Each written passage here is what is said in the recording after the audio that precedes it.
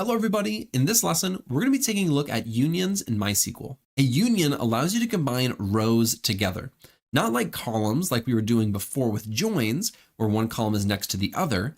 A union allows you to combine the rows of data from separate tables, or from the same table, it's up to you, but you do that by taking one select statement and using a union to combine it with another select statement. Let's see how this actually looks. So what we're going to do is right after this select statement, we're going to come here and say union. Then we're going to go right below the union and we're going to do another select statement. So we're going to copy this, place it right here. But instead of the demographics table, just for example, we'll do the salary table. Now, if we look at the demographics table, let's say we want to take age and gender. And let's go and take a look really quickly at the salary table. And let's say we want to take a first name and last name. We'll do first underscore name and last underscore name. Now let's go ahead and run this and see what it looks like. And let's pull this up. So as you can see, we have age and gender. That's from the very first select statement. And that's also the column names.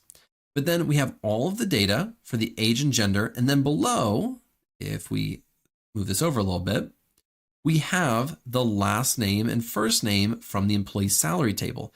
It's just down here. Now, what I just demonstrated is that this doesn't always work for everything. You can't just combine random data together because this is bad data. We shouldn't have age and gender mixed with first name and last name. Really, when you're using this, you need to keep the data the same. So for us, we should take the first, and I'll actually just copy this, the first and last name from the employee demographics as well. And let's run this. And now we have all the names from all of the tables. Now, you may be thinking, where'd all the other data go? Before we had a lot of rows, but now we only have a unique row for each one. Well, by default, this is actually a union distinct. And if you remember, distinct is only going to take unique values.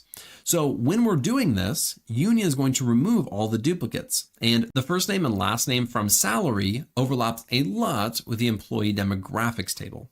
So when we ran this, the only one that's actually somewhat unique to one table is that in the employee salary table, we have Ron Swanson, whereas we don't have that in the employee demographics. Now, if we wanted to show all of them without the distinct, there is something called a union all. If we run this, now we're going to get all of the results without removing any of the duplicates. So if we scroll down, we're going to have duplicates in here, but we're just showing all of the results from this table and from this table. Now that we know how to actually use a union, let's look at a use case. So let's go right down here and let's copy this. Why not? And let's put it right down here. Now, let's say in the employee demographics, we wanted to take the first name and last name where the age is greater than 50. And let's run this. So there's only one person, but let's label them. Let's add a label. We're going to say comma old. So this person is old. And if we run this, it says first name, last name, and old. And we can even call this as label.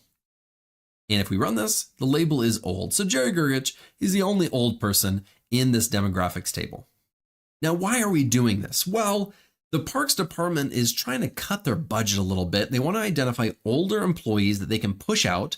And they also want to identify high paid employees who they can reduce their pay or push them out to save money. So we just identified someone who's older who we're going to want to try to push out, but let's in the same output, find people who are also highly paid.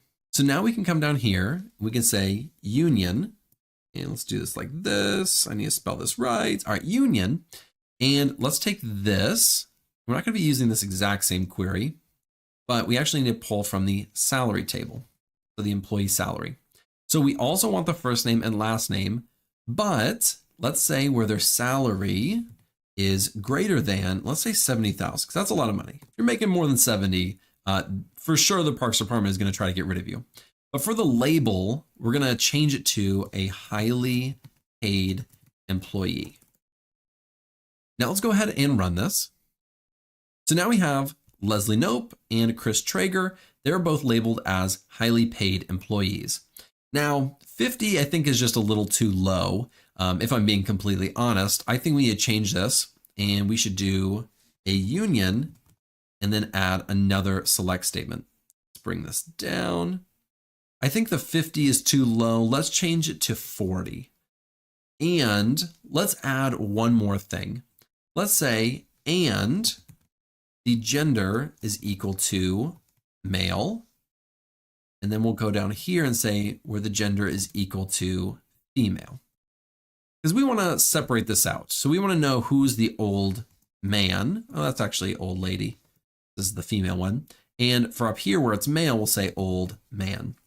So we have 3 different select statements using 2 separate unions. We're selecting the first name and the last name in all of them, keeping the data consistent. And then in our third column, we're labeling it either old man, old lady, or highly paid employee. Let's go ahead and run this. And let's look at our output. Now, you may notice something really quickly, that Chris Traeger and Leslie Knope are an old man and an old lady, and Leslie Knope and Chris Traeger are both highly paid employees. So these people meet multiple criteria. So let's actually order by, and then we'll do first underscore name, comma last underscore name, because we want to order by these to see. So let's run. And now we can easily see that Chris Traeger is both of these. Donna is just an old lady. Jerry is just an old man, and Leslie is both an old lady and a highly paid employee. So now we can send this to whoever we need to send it to make sure that these people get looked at first so that our job is still secure. The job market is tough these days. You got to do what you got to do. So that is how we use union. And let's just take one more look at it. There we go. So this is how we can use unions. It's kind of a real use case. I've done something very similar to this in my real job, but this is just an example of how you can have multiple select statements all combined or combining the rows using a union. In the next lesson, we're going to be taking a look at case statements.